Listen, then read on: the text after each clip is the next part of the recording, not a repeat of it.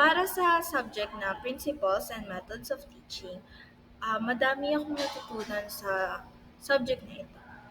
Noong second year kami, mayroon kaming subject na Principles and Methods of Teaching.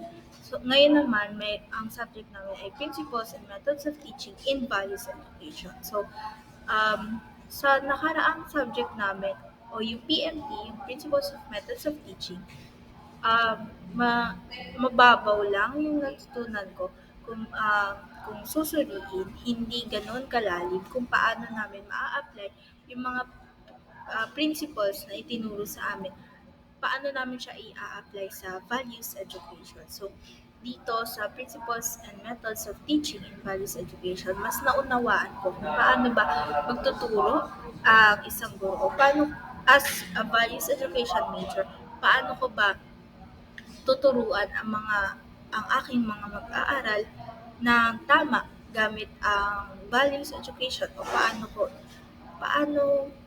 ko mama-maximize ang values education o yung mga strategies, approaches na aming natutunan, paano ko ito i-apply sa values education.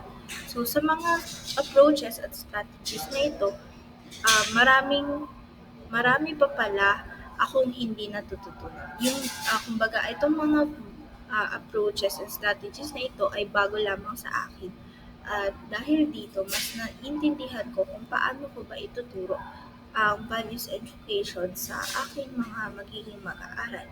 At mas na-realize ko na kung paano ba mas magiging effective bilang isang guro para sa mga mag-aaral na ito.